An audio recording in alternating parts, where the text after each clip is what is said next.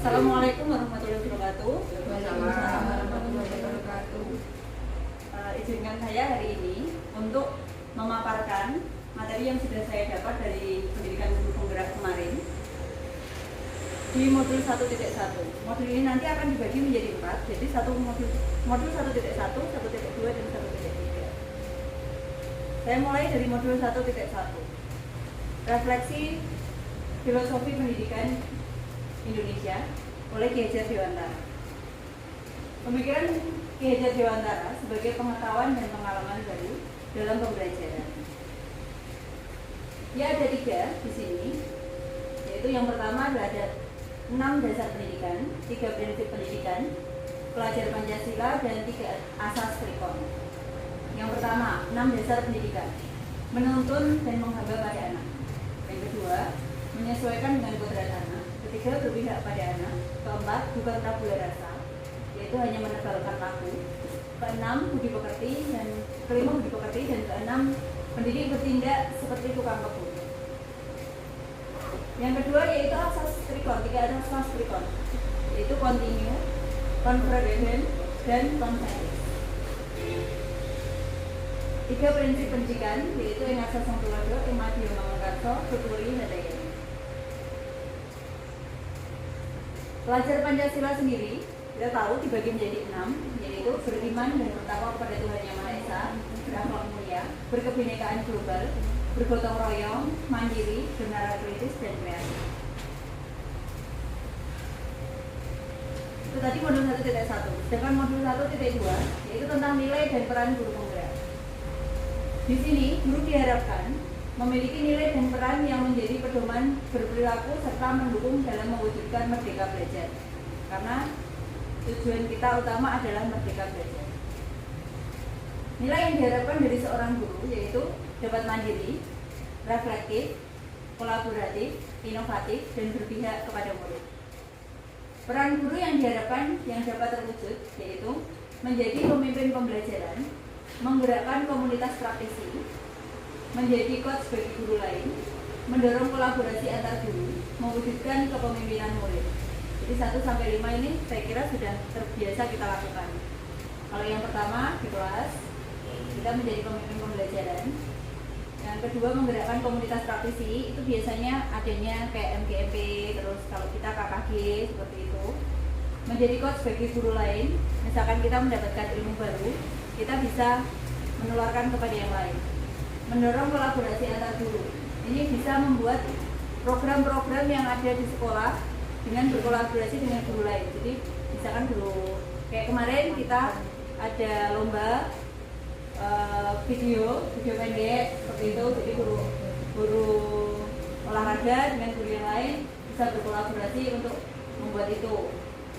Yang terakhir yaitu mewujudkan kepemimpinan murid. Nah, ini bagaimana kita membuat anak, jadi mendorong anak untuk menjadi seorang pemimpin.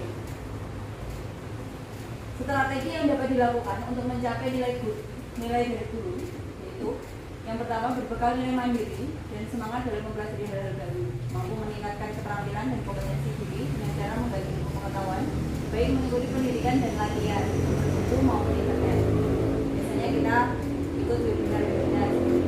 Yang kedua, selalu melakukan refleksi dan mengevaluasi setiap kegiatan pembelajaran, baik yang sudah dilakukan maupun yang akan dilakukan.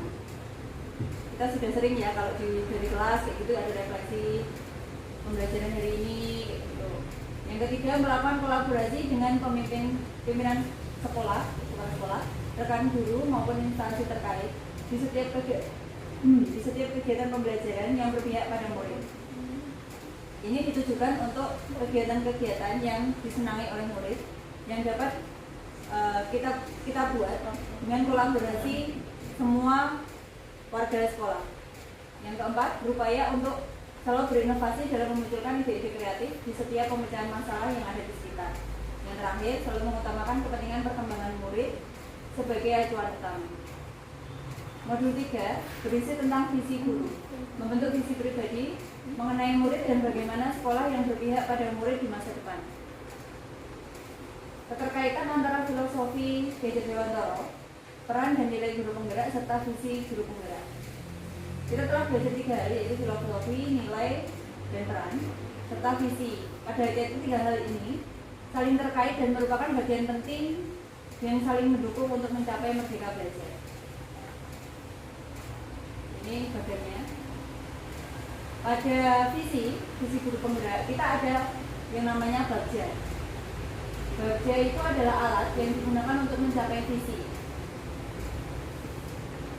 Peta konsepnya ditunjukkan dengan seperti ini. Jadi dengan adanya filosofi yang sudah kita pelajari, sudah kita tahu, dengan adanya nilai-nilai dan peran guru penggerak, menggunakan bagja untuk mewujudkan merdeka belajar dan pelajar Pancasila. Dari mana bagja? Bagja adalah metode yang dipakai dalam inquiry apresiatif. Inquiry apresiatif adalah sebuah pendekatan yang dapat membantu membebaskan potensi inovatif dan kreativitas, serta menyatukan orang dengan cara yang tidak dapat dilakukan oleh proses manajemen perubahan biasa. Metode bagja adalah sebagai implementasi pendekatan inquiry apresiatif untuk mewujudkan perubahan budaya positif dan membentuk serta menumbuhkan karakter baik pada lembaga pendidikan sebagai rumah kedua guru dan murid dalam menghabiskan sebagian besar waktunya untuk bersekolah. Bagja mempunyai 5 tahap. Yang pertama yaitu membuat pertanyaan utama, merumuskan pertanyaan sebagaimana penentu arah, penelusuran terkait perubahan yang diinginkan atau diimpikan. Yang kedua, ambil pelajaran, yaitu mengumpulkan berbagai pengalaman positif yang telah dicapai di kelas maupun sekolah lain, serta pelajaran apa yang dapat diambil dari hal positif tersebut. Menggali mimpi, yaitu menyusun narasi tentang kondisi ideal apa yang akan diimpikan dan diharapkan terjadi di lingkungan pembelajaran. Disusun visi benar-benar dirumuskan dengan jelas. Yang keempat adalah jabarkan rencana, merumuskan rencana tindakan tentang hal-hal penting yang perlu dilakukan untuk mewujudkan visi. Yang terakhir, mengatur eksekusi, yaitu menentukan langkah-langkah yang akan diambil, siapa yang akan Anda ajak dan pasti mau untuk terlibat, bagaimana strateginya, dan aksi lainnya demi mewujudkan visi secara perlahan-lahan. Sebelum melakukan bagja, sebagai contoh, yaitu menyusun visi dan tujuannya. Di sini, kalau kerja, kita tidak berfokus pada kekurangan anak, tetapi kita berfokus pada kelebihan. Apa yang kita punya, bukan kemarin apa sih kesalahan kita, bukan seperti itu. Tapi paradigma berpikirnya dibalik. Apa yang kita punya bisa kita tampilkan. Di sini saya membuat contoh, yaitu visi mewujudkan pembelajaran berbasis IT yang berpihak kepada anak. Tujuannya, anak dapat mengoperasikan komputer. Tujuan khususnya, anak dapat menggunakan aplikasi berbasis komputer untuk menunjang pembelajaran berbasis internet. Karena kita sudah punya Chromebook, jadi apa yang kita punya dulu yang kita cari? Yang kita punya apa? Kita punya Chromebook kemarin, bantuan dari Kemendikbud. Kenapa tidak kita manfaatkan? Seperti itu. Jadi bukan mencari apa sih kekurangan kita, tetapi apa kelebihan kita. Peta kekuatan. Di sini kita akan mencari peta kekuatan apa saja yang kita miliki. Diri sendiri. Itu apa sih yang dapat kita berikan kepada anak. Yang kedua yaitu siswa. Maukah siswa? Mau nggak mereka? Interest nggak mereka? Tertarik nggak mereka dengan hal itu? Jadi faktor internal juga penting. Di sini ada dari komite, dari dinas pendidikan juga, atau dari lingkungan sekitar. Sarana kita punya nggak? Terus yang terakhir adalah rekan guru. Rekan guru mendukung tidak untuk terjadi, untuk diadakannya kegiatan-kegiatan seperti ini.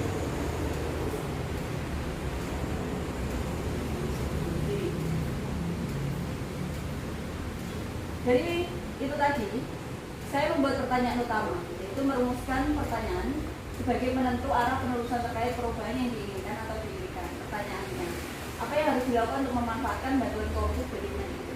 Apa yang bisa dilakukan untuk membantu anak agar lebih tertarik dalam belajar semi daring? Karena kita kan sebagian juga sudah kemarin ada pandemi kan dari ibu. Tindakan yang saya lakukan adalah mengajak kepala sekolah dan rekan guru untuk berdiskusi tentang permasalahan pembelajaran semi daring agar tidak membosankan. Kedua, mencari referensi tentang pemanfaatan kelompok untuk pembelajaran. Dua, mengambil pelajaran. mengumpulkan berbagai pengalaman positif yang telah dicapai di kelas maupun sekolah, serta pelajaran apa yang dapat diambil dari hal positif tersebut. Siapa yang sudah menggunakan Chromebook? Saya harus mencari itu. Apa yang dibutuhkan untuk belajar Chromebook? Apa saja yang akan dipelajari dari Chromebook? Siapa saja sasarannya? Itu harus ada.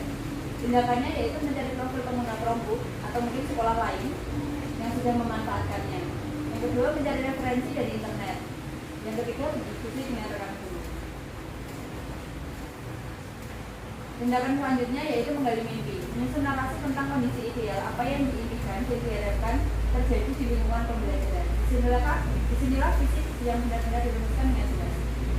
Contoh pertanyaan yang ada di sini adalah apa yang ingin dicapai dengan belajar menggunakan Chromebook? Kenapa harus memanfaatkan Chromebook? Dan apa yang akan dihasilkan dari belajar aplikasi online pada Chromebook?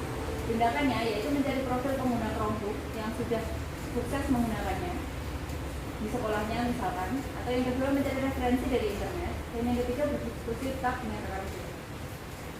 Jabarkan rencana, merumuskan rencana tindakan tentang hal penting apa sih yang perlu dilakukan untuk mewujudkan visi tersebut. Yaitu contohnya apa yang ingin dicapai dalam belajar menggunakan Chromebook, kenapa harus memanfaatkan Chromebook, apa yang akan dihasilkan dari belajar aplikasi online pada Chromebook. Tindakannya yaitu mensosialisasi kegiatan. Seperti ini, saya mensosialisasi kegiatan. Membuat rencana rencana program disusun, menyusun materi pembelajaran. Atur eksekusi, memutuskan langkah-langkah yang akan diambil, siapa yang akan Anda ajak dalam pasti untuk mau terlibat, dan bagaimana strateginya. Aksi lainnya mewujudkan visi pertahanan. Pertanyaannya, siapa yang akan terlibat? Siapa yang akan membantu dan mulai kapan akan dilakukan? Tindakannya meminta izin atau dukungan kepala sekolah serta komite dan pihak terkait. Jadi pihak terkait di sini karena kita melibatkan siswa dan di luar jam pelajaran, berarti kita meminta dukungan dari pembelajaran. Meminta rekan guru untuk membantu. Yang terakhir yaitu melaksanakan kegiatan sesuai dengan rencana. Modul terakhir yaitu budaya positif. Budaya positif nanti dibagi menjadi 6, yaitu perubahan paradigma, stimulus dan respon, teori kontrol. Yang kedua adalah kebutuhan dasar manusia. Yang ketiga arti disiplin. Dan tiga motivasi perilaku manusia. Keempat keyakinan kelas, hukum dan penghargaan. Kelima posisi kontrol. Dan keenam segitiga restitusi. Apa keterkaitan antara hal tersebut dengan yang kita pelajari tadi? Yaitu untuk menciptakan, kembali lagi menciptakan budaya baru. Kita harus mewujudkan budaya positif di sekolah.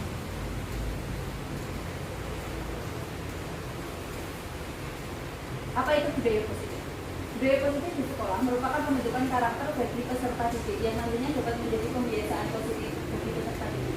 Contoh budaya positif tersebut yaitu salam sapa, membuang sampah pada tempatnya ketika mulai pelajaran atau melakukan kegiatan toleransi, bertanggung jawab, menjaga kelestarian lingkungan sekolah, sopan santun dan disiplin terhadap peraturan serta tata tertib sekolah.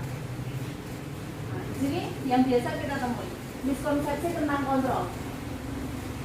Ilusi guru mengontrol murid. Biasanya kita mengira kita seorang guru bisa mengontrol mereka, ya kan? Padahal sebenarnya mereka yang mau dikontrol. Pada dasarnya kita tidak dapat memaksa murid untuk berbuat sesuatu jika murid tersebut memilih untuk tidak melakukannya.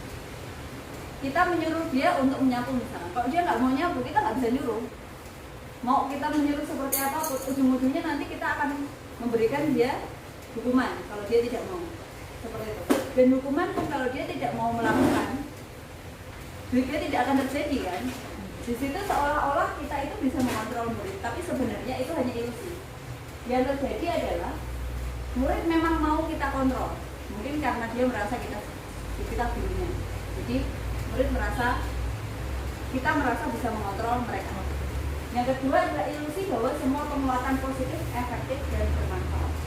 Penguatan positif atau bujukan adalah bentuk kontrol. Segala usaha untuk mempengaruhi murid agar mengulangi suatu perilaku tertentu adalah suatu usaha untuk mengontrol murid tersebut dalam jangka waktu tertentu. Misalkan berangkat jam 7, tidak boleh buang sampah sembarangan. Itu adalah bentuk-bentuk kita mengontrol mereka. Dalam jangka waktu tertentu, kemungkinan murid tersebut akan menyadari dan mencoba untuk menolak bujukan kita, atau bisa jadi murid tersebut menjadi tergantung pada pendapat sang guru untuk berusaha.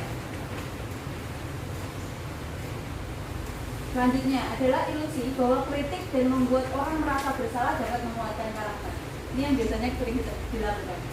Menggunakan kritik dan rasa bersalah untuk mengontrol murid menuju pada identitas gagal.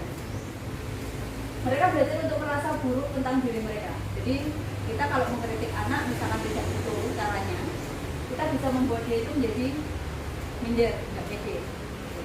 Mereka mengembangkan dialog diri yang negatif. Kadang-kala sulit bagi guru untuk mengidentifikasi bahwa mereka melakukan perilaku ini, karena seringkali guru cukup menggunakan suara halus untuk menyampaikan pesan negatif. Keempat, ilusi bahwa orang dewasa memiliki hak untuk memaksa. Ini yang sering dilakukan pada orang tua terutama. Banyak orang dewasa yang percaya bahwa mereka memiliki tanggung jawab untuk membuat murid-murid tersebut berbuat hal-hal tertentu. Adapun yang dilakukan dapat diterima selama ada sebuah kemajuan berdasarkan sebuah pengukuran kinerja. Pada saat itu pula, orang dewasa akan menyadari bahwa perilaku mereka memaksa tidak akan efektif untuk jangka waktu panjang, dan sebuah hubungan permusuhan tidak akan terbentuk. Stimulus respon dan teori kontrol. Di sini kita dapat melihat perbedaannya. Stimulus respon, kita mencoba mengubah orang agar berpandangan sama dengan kita. Atau perilaku buruk dilihat sebagai suatu kesalahan. Orang lain bisa mengontrol kita, saya bisa mengontrol orang lain. Pemaksaan ada pada saat bukan gagal, metode berpikir menang atau kalah. Biasanya ini yang sering kita pikirkan. Sedangkan teori kontrol yaitu kita berusaha memahami pandangan orang lain tentang dunia. Jadi tidak hanya melihat dari sisi kita melihat masalah tersebut. Semua perilaku memiliki tujuan, termasuk biasanya anak yang nakal, dia pasti punya tujuan. Entah dia mencari perhatian atau yang lain. Hanya Anda yang bisa mengontrol diri Anda. Yang ini yang harus kita tahu. Yang dapat mengontrol diri kita adalah kita sendiri, bukan orang lain. Tapi kita terikat dengan peraturan, biasanya kan seperti itu. Itu bukan kontrol, tapi kita hanya terikat. Kolaborasi konsensus, menciptakan pilihan-pilihan baru. Jadi sebenarnya kita punya pilihan yang lain, tinggal kita memilihnya, mau memilih atau tidak. Atau model berpikir menang dan menang. Jadi kita menggunakan model berpikir menang-menang. Tidak ada yang kalah, tidak ada yang salah, tidak ada yang menang. Jadi semuanya menang. Dari kontrol seperti itu. Dilihat dari situ, itu merujuk pada 5 kebutuhan dasar manusia. 5 kebutuhan dasar manusia yaitu kebutuhan untuk bertahan hidup atau survival, cinta kasih sayang, cinta dan kasih sayang, love and belong, kebebasan atau freedom, kesenangan atau fun, kekuasaan atau power. Di sini ada pertanyaan tematik. Ibu Ambar, guru wali kelas 2A di SD Pelita Hati sedang bingung menghadapi ulah salah satu murid di kelasnya, yaitu Doni. Beberapa anak di kelas 2A telah datang padanya dan mengeluhkan Doni yang sering meminta bekal makan siang mereka dengan paksa. Jika Anda menghadapi situasi seperti Ibu Ambar, apa yang akan Anda lakukan? Menurut Anda, kira-kira apa alasan Doni melakukan tersebut? Karena kita menggunakan teori kontrol tadi, kita tidak bisa langsung menyalahkan, oh Doni ini nakal, dia sukanya nggak temannya seperti itu. Jadi merujuk pada situasi yang sedang dihadapi Bu Ambar di atas, dalam konteks penegakan disiplin positif, Bu Ambar sebaiknya mencari tahu alasan Doni melakukan tindakan tersebut, agar mengetahui kebutuhan mana yang sedang berusaha dipenuhi oleh Doni. Mari kita melihat konsepsi 5 kebutuhan dasar manusia. Kebutuhan bertahan hidup, kebutuhan yang bersifat fisiologis untuk bertahan hidup, misalkan kesehatan, rumah, dan makanan. Seks sebagai bagian dari proses reproduksi termasuk kebutuhan untuk tetap bertahan hidup. Komponen psikologis pada kebutuhan ini meliputi kebutuhan akan perasaan aman dalam kasus Doni di atas. Apabila jawaban Doni ketika ditanya oleh Bu Ambar adalah karena dia lapar dan orang tuanya tidak membawakannya bekal makan siang, maka kebutuhan dasar yang sedang berusaha dipenuhi oleh Doni adalah kebutuhan untuk bertahan hidup, yaitu survival. Cinta dan kasih sayang, kebutuhan untuk diterima. Kebutuhan ini dan 3 kebutuhan berikutnya adalah kebutuhan psikologis. Kebutuhan untuk mencintai dan memiliki Ini meliputi kebutuhan dan hubungan dan koneksi sosial, kebutuhan untuk memberi dan menerima kasih sayang, dan kebutuhan untuk merasa menjadi bagian dari suatu kelompok. Kebutuhan ini juga meliputi keinginan untuk tetap terhubung dengan orang lain seperti teman, keluarga, pasangan, teman kerja, binatang peliharaan, dan kelompok di mana dia tergabung. Dalam kasus, apabila Joni menjawab bahwa alasannya mengambil bekal temannya karena dia merasa senang temannya jadi memperhatikan dia, caper. Ketika temannya melaporkan tindakannya itu kepada gurunya dan gurunya memberitahu orang tuanya sehingga orang tuanya jadi perhatian kepada dia, maka kebutuhan dasar yang sedang dipenuhi Doni adalah kebutuhan akan cinta dan kasih sayang. Jadi tidak hanya dia mengganggu, pasti dia punya alasan. Penguasaan, kebutuhan pengakuan atas kemampuan. Kebutuhan ini berhubungan dengan kekuatan untuk mencapai sesuatu, menjadi kompeten, menjadi terampil, diakui atas prestasi dan keterampilan kita, didengarkan dan memiliki rasa harga diri. Kebutuhan ini meliputi keinginan untuk dianggap berharga, bisa membuat perbedaan, bisa membuat pencapaian, kompeten, diakui, dihormati. Ini meliputi self-esteem, jadi untuk dirinya sendiri, dan keinginan untuk meninggalkan pengaruh. Anak-anak yang memiliki kebutuhan dasar akan kekuasaan yang tinggi biasanya selalu ingin menjadi pemimpin. Mereka juga selalu mengamati sebelum mencoba hal baru dan merasa kecewa bila melakukan kesalahan. Mereka juga biasanya rapi dan sistematik, selalu ingin mencapai yang terbaik. Dalam kasus tadi, apabila jawabannya adalah dia merasa hebat karena temannya jadi takut dan dengan dia dan menuruti keinginannya, maka kok sebetulnya Doni sedang berusaha memenuhi kebutuhan dasar akan kekuasaan. Kebebasan, kebutuhan akan pilihan. Kebutuhan untuk bebas adalah kebutuhan akan kemandirian, otonomi, memiliki pilihan dan mampu mengendalikan arah hidup seseorang. Anak-anak dengan kebutuhan kebebasan yang tinggi menginginkan pilihan, maka perlu banyak bergerak, suka coba-coba, tidak terlalu terpengaruh dengan orang lain dan senang mencoba hal baru yang menarik. Bila jawaban Doni dalam kasus adalah bahwa dia merasa bosan dengan bekal makanan yang dibawakan ibunya dari rumah, karena ibunya selalu membawakan bekal yang sama. Oleh karena itu, dia ingin mencoba makanan teman-temannya yang beraneka ragam. Maka Doni sedang berusaha memenuhi kebutuhannya akan kebebasan atau freedom.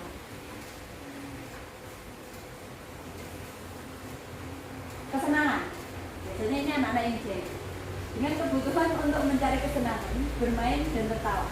Bayangkan hidup tanpa kenikmatan apapun tidak menyebutkan. Bosan menghubungkan kebutuhan akan kesenangan dengan belajar. Semua hewan dengan tingkat inteligensi tinggi, ini memangga, primata dan lain-lain bermain. Saat mereka bermain, mereka mempelajari keterampilan hidup yang penting. Manusia tidak berbeda. Anak-anak dengan kebutuhan dasar kesenangan yang tinggi biasanya ingin menikmati apa yang dilakukan. Mereka juga konsentrasi tinggi saat mengerjakan hal-hal yang disenangi. Mereka suka permainan dan suka mengoleksi barang, suka berburu, melucu, juga mengemaskan, bahkan saat bertingkah laku buruk. Dalam kasus, bila Doni menjawab bahwa dia melakukan karena iseng saja, dan dia menikmati ekspresi wajah teman-temannya yang kesal karena diambil makanannya, dan menurut dia ekspresi teman-temannya itu lucu, maka berarti Doni sedang berusaha memenuhi kebutuhan atas kesenangannya. Biasanya kan anak-anak yang agak jahil seperti itu. Menurut Ki Hajar Dewantara,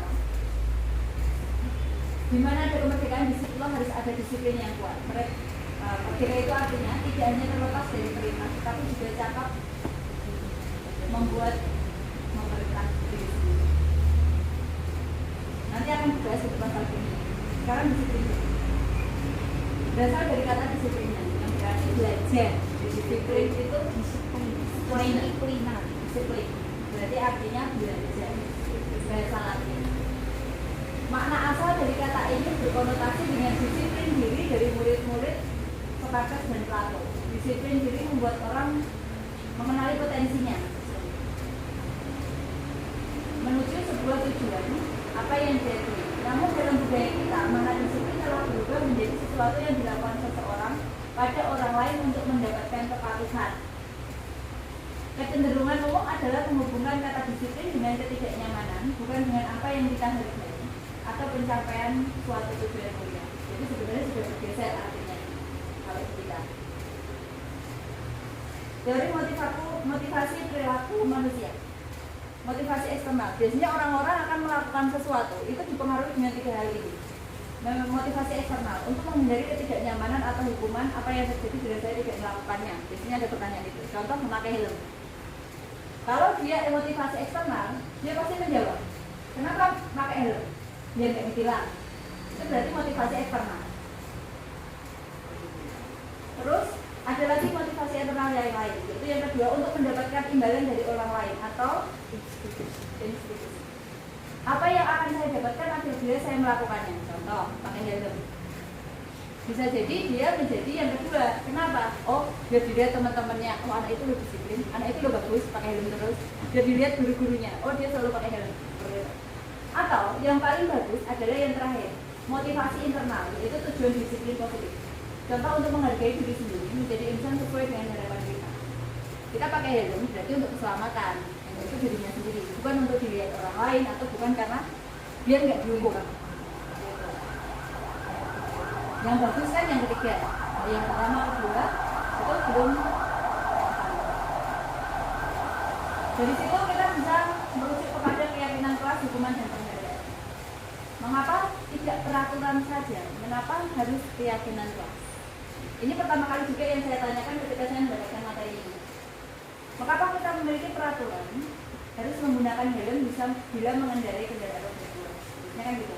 Mengapa kita memiliki peraturan 3M, menggunakan masker, mencuci tangan, menjaga jarak, dan keselamatan? Mengapa kita memiliki peraturan harus datang tepat waktu pada saat mengikuti peraturan? Untuk menggerakkan seseorang dibandingkan mengikuti serangkaian peraturan untuk mendukung motivasi interior kembali ke nilai-nilai keyakinan yang lebih. Jadi sebenarnya itu kayak gini adalah eksternal semua yang kita tanyakan, bukan dari internal dari diri kita. Di sini kalau kita bikin gambaran budaya positif itu adalah lingkungan yang ada di paling luar. Di dalamnya ada lingkungan positif. Di dalam lingkungan positif itu ada sebuah keyakinan kelas dan ada peraturan kelas. Peraturan kelas itu dia hanya paling kecil. Yang paling bagus adalah budaya positif. Jadi tidak perlu ditekan. Untuk membedakan, ini hanya untuk membedakan mana yang merupakan keyakinan kelas. Yang hijau ada yang putih. Keyakinan kelas. Yang hijau apa yang putih? Keyakinan kelas. Nah, keyakinan kelas itu dari diri kita sendiri. Jadi cenderung yang hijau atau yang putih? Hah? Yang hijau atau yang putih? Sama-sama kesepakatan kelas di situ. Tapi isinya, mana yang merupakan keyakinan kelas, yang bukan merupakan peraturan? Peraturan. Nah, Itu peraturan. iya. Yang hijau itu cenderung ke peraturan. Kalau yang putih itu cenderung ke keyakinan kelas. Karena dia sifatnya tidak mengikat dan global, harus dengan keyakinannya sendiri. Atas dasar dirinya sendiri melakukan, bukan karena ada tekanan.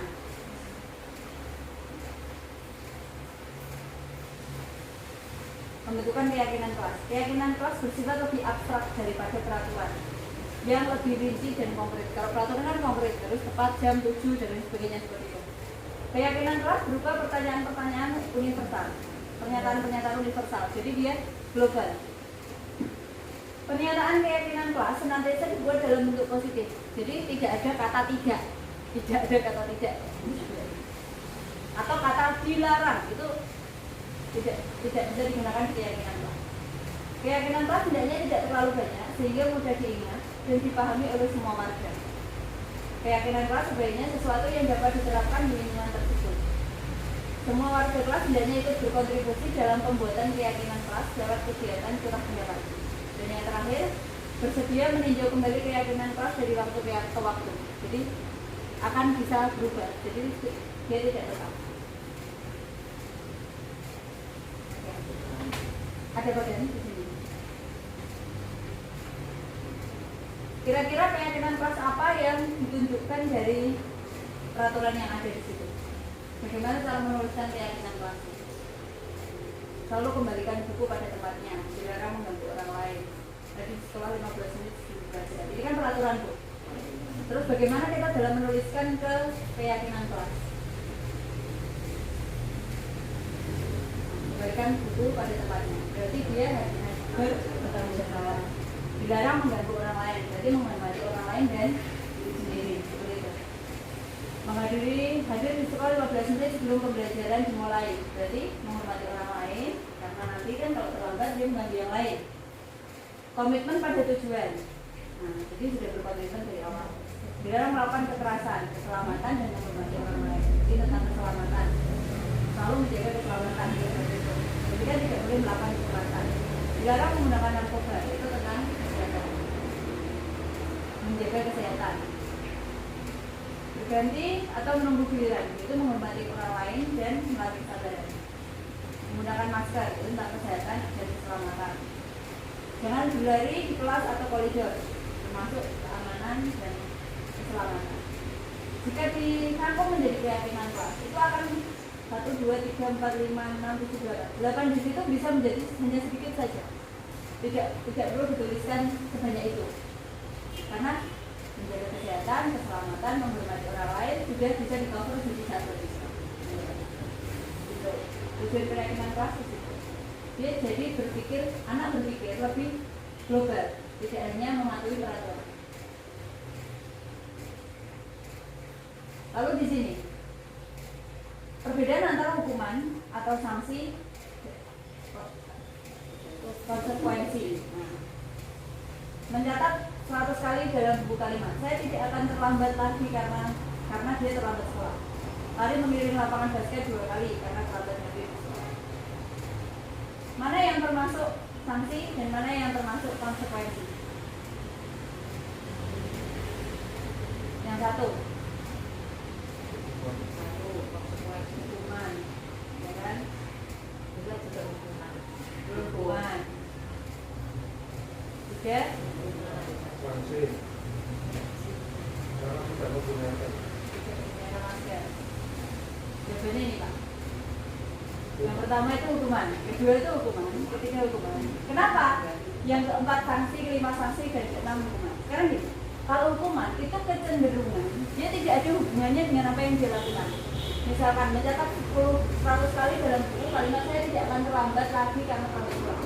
Itu kan tidak ada hubungannya. Lari mengelilingi lapangan sepak bola tidak ada hubungannya. Tapi kalau menggantikan kertas tugas teman yang telah dicoret-coret, itu dia ada hubungannya. Dia harus mengganti, tidak hanya dihukum dengan yang lain. Membersihkan tumpahan air di meja, tulis karena kesenggol pada saat belajar, itu juga sanksi. Karena dia melakukan kesalahan itu, dia harus menyelesaikannya. Lari mengelilingi lapangan basket 2 kali karena terlambat 10 menit pelajaran PCOK. Ini termasuk konsekuensi atau sanksi karena masih ada hubungannya pelajaran PCOK. Karena dia tadi tidak terlambat 10 menit, otomatis dia tidak ikut pemanasan, biasanya seperti itu. Jadi guru menyuruh dia lari 2 kali. Ini bedanya sanksi dengan konsekuensi. Sanksi konsekuensi dengan hukuman. Kalau hukuman itu tidak ada hubungannya. Gitu. Perbedaan hukuman dan sanksi atau konsekuensi. Kalau hukuman itu cenderung menyakitkan.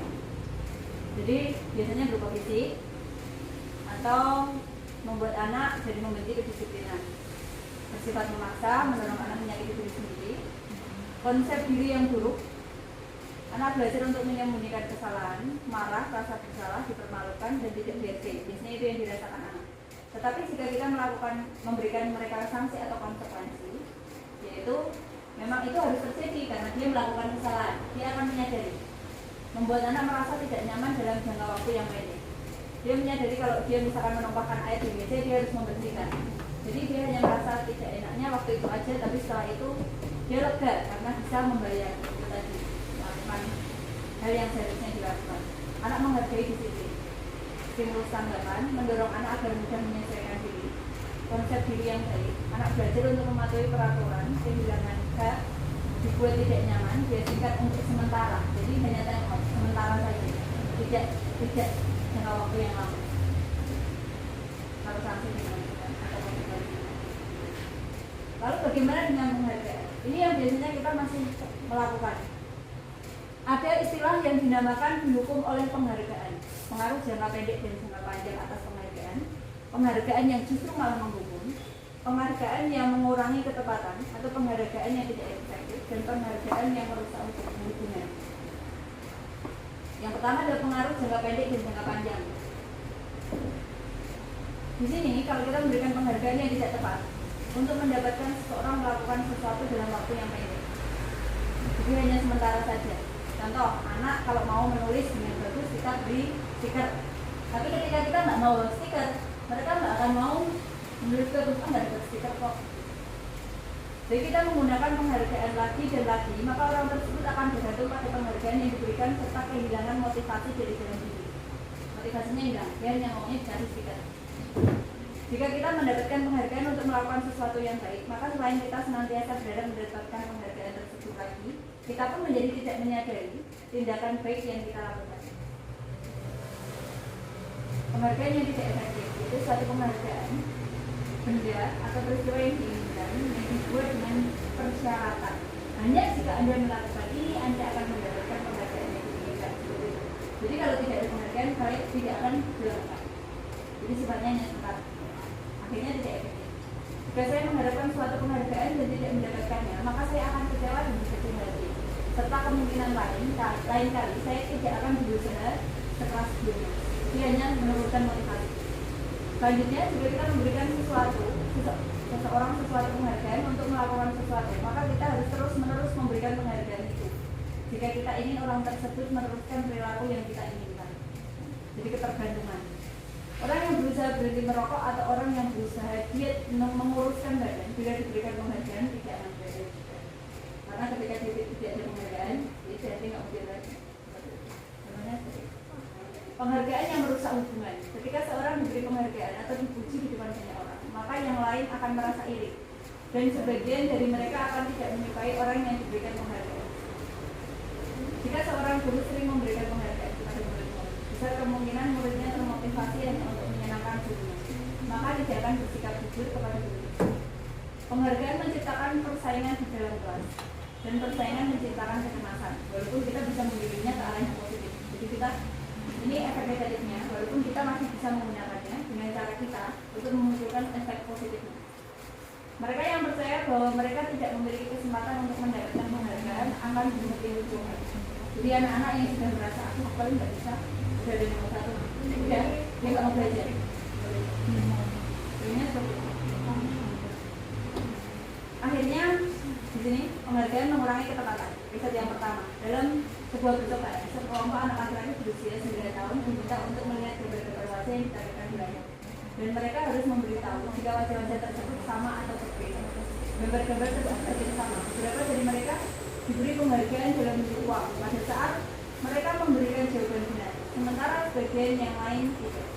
Hasilnya, anak laki-laki yang dibayar membuat lebih banyak kesalahan. Riset kedua, anak diminta mengingat kata-kata tertentu, kemudian mereka diminta mengambil kartu yang berisi kata-kata yang diingat tersebut setiap kali pengumuman. Beberapa anak diberikan permen setiap mereka memberikan jawaban yang benar, dan sebagian yang lain hanya diberitahu saja bila jawaban mereka benar. Hasilnya, anak-anak yang mendapatkan permen, jawabannya banyak yang tidak tepat dibandingkan anak yang hanya diberitahu jawabannya. Ini riset yang dilakukan. Penghargaan yang menghukum. Penghargaan menghukum mereka tidak mendapatkan penghargaan, menghukum mereka yang tidak mendapatkan penghargaan. Misalkan sistem ranking. Mereka yang mendapatkan ranking kedua akan merasa dihukum. Dihukum di sini bukan hukum diberikan sanksi. Penghargaan dan hukuman adalah hal yang sama karena keduanya mencoba mengendalikan perilaku seseorang. Karena orang pada dasarnya tidak suka dikendalikan dalam jangka waktu lama, penghargaan akan terlihat sebagai hukuman. Jika suatu penghargaan diharapkan, namun Anda tidak mendapatkannya, Anda akan merasa dihukum. Disiplin merupakan identitas berhasil, yaitu kesuksesan, dan hukuman merupakan identitas gagal. Disiplin di sini terbagi dua bagian, yaitu disiplin dengan sanksi atau konsekuensi dan disiplin dengan restitusi. Dulu kita sudah sering memberikan disiplin dengan sanksi atau konsekuensi, tapi kita jarang memberikan disiplin dengan restitusi. Bagaimana cara mendapatkan disiplin dengan restitusi? Yaitu ada 5 hal di sini. 5 posisi kontrol yang harus dimiliki seorang guru. Itu sebagai penghukum yang biasanya dimiliki ya. Ada tingkatannya. Tingkat pertama yaitu penghukum. Yang kedua, membuat orang merasa bersalah. Yang ketiga adalah sebagai teman. Yang keempat, monitor atau pemantau. Yang kelima adalah manajer. Penghukum di sini. Seorang penghukum biasanya menggunakan dukungan fisik maupun verbal. Orang-orang yang menjalankan posisi penghukum senantiasa mengatakan bahwa sekolah memerlukan sistem atau alat yang dapat lebih menekankan murid-murid lebih dalam lagi.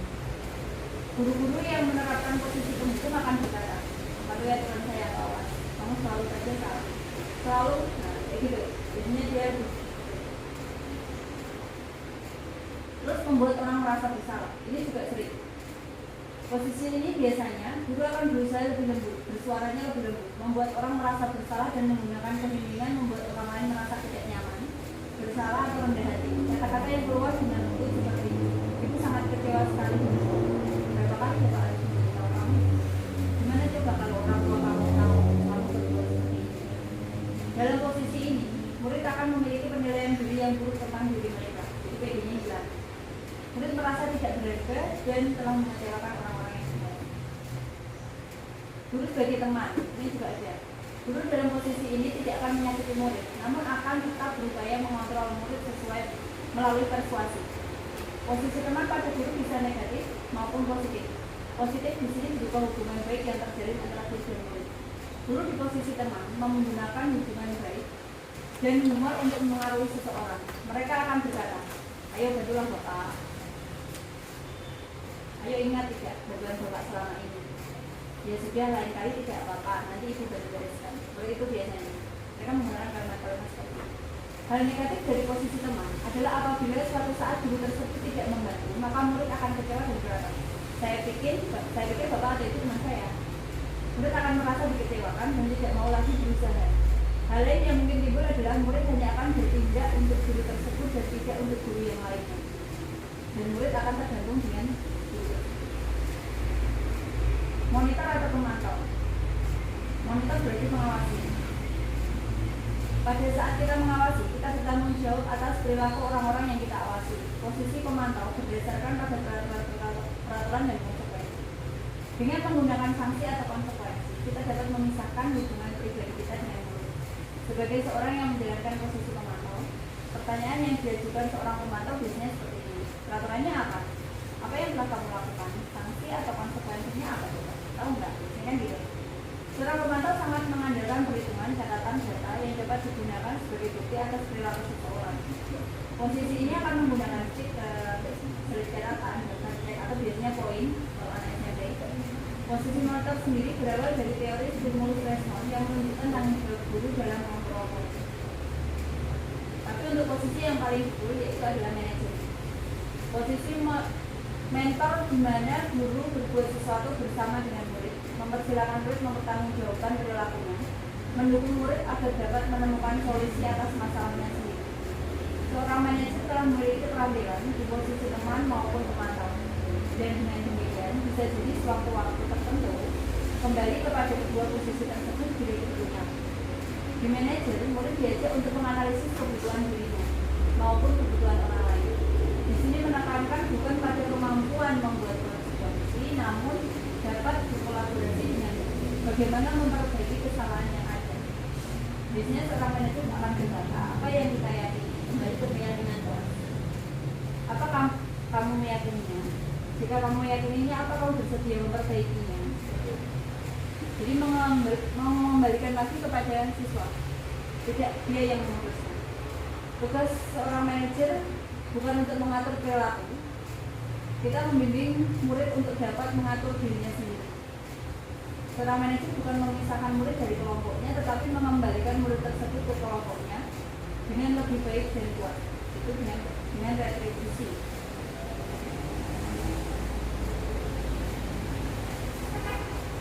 Ini kolom. Biasanya akan ada seperti ini. Kalau kita memilih penghukum, nanti hasilnya bagaimana? Biasanya anak terus seperti apa? Yang paling bagus adalah menggunakan manajer tadi untuk melakukan segitiga restitusi. Jika kita menginginkan murid-murid kita menjadi manusia yang merdeka, mandiri, dan bertanggung jawab, maka kita perlu mengacu pada institusi yang dapat dijadikan model karena itu bagi dirinya sendiri. Tahapan untuk memudahkan para guru dan orang tua dalam melakukan proses untuk menyiapkan anaknya melakukan restitusi bernama segitiga restitusi atau restitution ratio.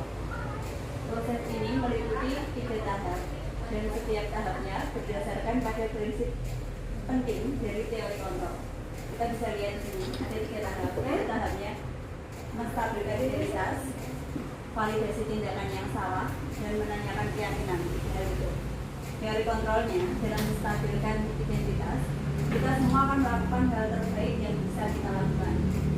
Yang kedua, validasi tindakan, yaitu semua perilaku memiliki alasan. Validasi tindakan tadi kenapa mau melakukan itu, bisa jadi alasan itu. Menanyakan keyakinan, kita semua memiliki motivasi internal. Siapa yang dia inginkan, kita harus tahu. Ini bagian untuk segitiga restitusi. Jadi pertama, apa yang telah disepakati, kemudian menjadi orang seperti apa. Gimana menstabilkan itu, kita harus tahu setiap orang pernah melakukan kesalahan. Kamu juga harus melakukan itu. Yang pertama, kamu untuk punya alasan melakukan itu. Jadi kita harus tahu dulu hal-hal 3 hal ini untuk melakukan segitiga restitusi.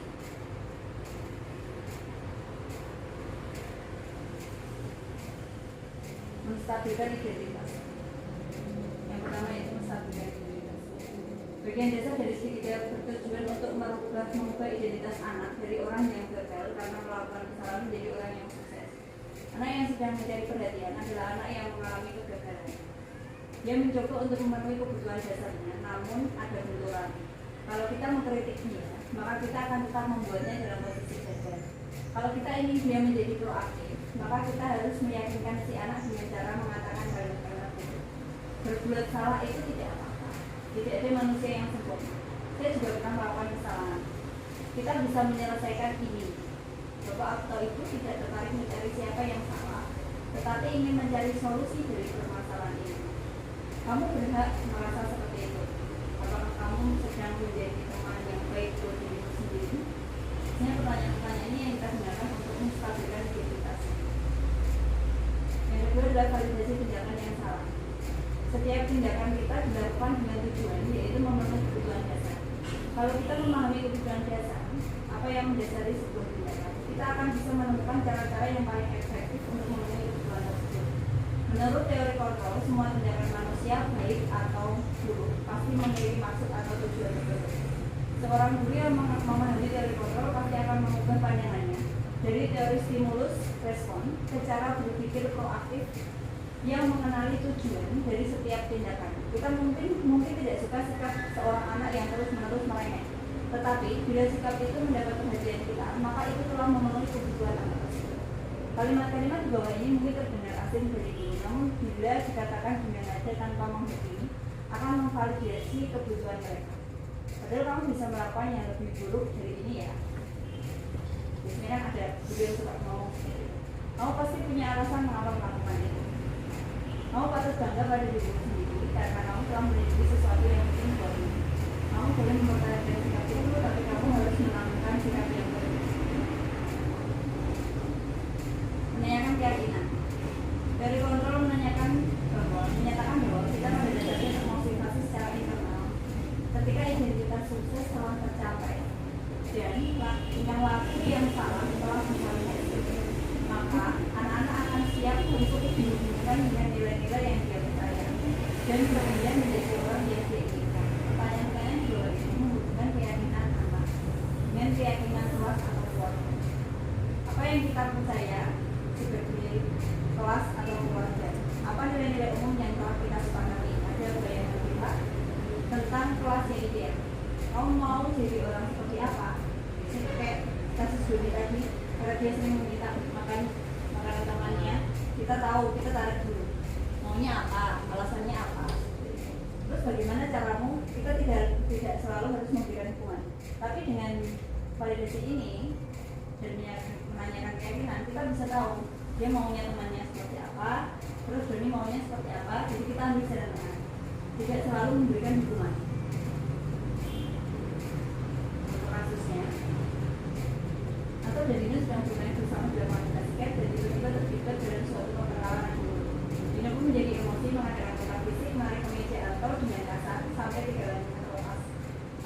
itu guru pikir langsung melerai mereka dan membawa mereka ke ruang kepala sekolah. Ibu kepala sekolah, Bu Suti menanyakan Dino tentang nilai sekolah yang telah disepakati, yaitu tentang sikap saling menghormati. Ibu Suti melanjutkan bertanya kepada Dino, bersedia memperbaiki kesalahan yang telah dilakukan oleh Anto.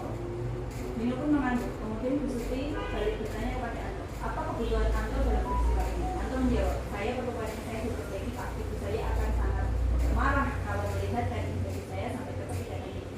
Ibu Suti pun kembali bertanya kepada Dino, apakah dia bersedia menjadikan kembali ketiga kancing Anto tersebut? Kesal, Dino menanggapi, menjahit, mana saya tahu bagaimana saya menjahit. Ibu Suti meneruskan, apakah kamu bersedia belajar menjahit? Dino berpikir, memandang meja Anto dan menanggapi, yang mengajari saya siapa? Dengan cepat Bu Suti menjawab, Pak Irfan, guru tata busana. Dino menyetujui dan sepanjang siang itu bekerja menjahit, memperbaiki kebiasaan Anto. Terakhir, terlihat pada jam pulang sekolah, kedua anak-anak tersebut sudah bercengkerama dan bersenda-gurau kembali. Nilai kebutuhan apa yang diperlukan ini? Di sini kita mengetahui kebutuhan penguasaan. Dalam kasus tersebut, Dino sedang berusaha memenuhi kebutuhan dasarnya akan kekuasaan. Dia menunjukkan kekuatan dan kehebatannya dengan menarik meja Anto secara kasar sampai tidak ada dilepas. Dengan melakukan hal seperti itu, maka temannya menjadi takut dan bisa jadi Anto memenuhi keinginan Dino atau tunduk pada Dino. Ini dapat diartikan sebagai berikut: kebutuhan penguasaan dipenuhi dan menunjukkan kehebatan kekuatan, menundukkan lawan. Kebutuhan penguasaan dipenuhi agar lawan mengakui kesalahan. Kebutuhan cinta dan kasih sayang. Dalam kasus di atas, sedang berusaha untuk memenuhi kebutuhan kasih sayang. Hal ini ditunjukkan ketika Dino ditanya oleh Bu Suti. Dino mengangguk. Hal tersebut dapat diartikan sebagai kebutuhan cinta dan kasih sayang. Kebutuhan cinta dan kasih sayang yang dipenuhi adalah hal ini berupa kewajiban untuk merasa menjadi bagian dari suatu kelompok. Jadi dia tidak langsung diberi hukuman dan diasingkan di hukuman lain. Kebutuhan tetap berhubungan dengan teman. Karena dia ditanya Dino maunya apa atau mau tidak untuk menanggapi, berarti dia masih bisa menjalin hubungan tanpa harus yang satu dihukum dan yang satu merasa senang dia dihukum, satu menang satu kalah. Tapi kalau di sini tidak, dia mencari win and win, jadi sama-sama menang. Kebutuhan kesenangan, bermain basket merupakan salah satu yang memenuhi kebutuhan. Pada jam terakhir bersenda-gurau dengan Anto itu juga kesenangan, mereka kembali bermain bersama. Kebutuhan kebebasan, di sini menunjukkan bahwa Dino berusaha untuk memenuhi kebutuhan kebebasan, yaitu dia diberi pilihan. Seperti tadi memberikan pilihan, kamu mau nggak menjahit baju temanmu seperti itu pilihan. Menunjukkan kebutuhan kebebasan merupakan perwujudan kemandirian juga. Dari disiplin positif, aplikasi pada kasus. Sekarang pada kasus tersebut, kepala sekolah menanamkan disiplin positif dengan menggunakan teori kontrol. Pada teori tersebut, mengungkapkan bahwa semua perilaku memiliki tujuan dan kolaborasi dengan konsensus menciptakan pilihan-pilihan baru dengan model berpikir menang-menang, win-win. Jadi tidak ada satu menang, satu kalah. Peristiwa yang terjadi yaitu ada yang bertengkar, bersedia memperbaiki kesalahan, menjahit dan memperbaiki kemeja. Motivasinya untuk menjadi orang yang mereka inginkan dan menghargai diri sendiri dengan nilai-nilai yang mereka percayai, untuk menghindari ketidaknyamanan atau hukuman. Ketidaknyamanan dengan anak yang kancingnya terlepas tadi dan melepas, dan juga menghindari hukuman. Bukan menghindari sebenarnya di sini, tapi meminimalisir sebuah hukuman karena dia sudah membayar dengan restitusi perilaku, untuk menanamkan imbalan atau penghargaan bagi orang lain. Jadi dengan seperti ini ada penghargaan bagi dirinya sendiri juga, bagi orang lain juga. Posisi kontrol apa yang telah dipraktikkan oleh kepala sekolah, yaitu Ibu Suti. Di sini Bu Suti yaitu sebagai manajer. Di sini sebagai manajer, dia tahu apa yang harus dilakukan, kapan dia menjadi temannya, kapan dia menjadi pengawas saja, kapan dia harus mengontrol. Guru pikir di sini sebagai pemantau, karena dia hanya memantau anak yang berkelahi tadi diambil di bawah. Sedangkan guru tata busana di sini sebagai teman.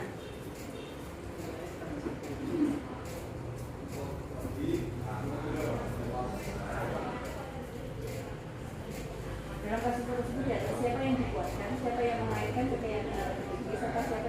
terpuaskan. Ini kan semuanya terpuaskan. Yang dikuatkan yaitu Dino karena dapat mengevaluasi diri terhadap kesalahan yang telah diperbuatnya. Dino bertanggung jawab terhadap perilaku serta dia menjadi bagian yang mempunyai konsep diri yang lebih kuat. Yang mengkaitkan keyakinan adalah bersuti.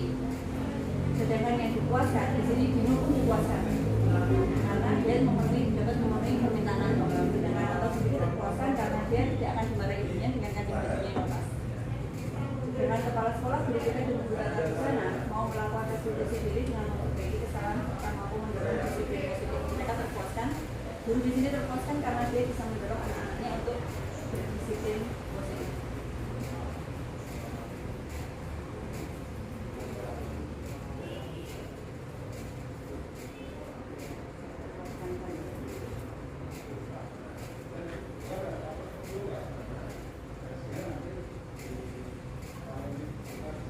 Kesimpulannya di sini terdapat kasus bertengkar dan kepala sekolah sebagai posisi kontrol menanamkan disiplin positif kepada murid dengan restitusi. Restitusi adalah pembayaran kembali. Jadi seperti itu tadi.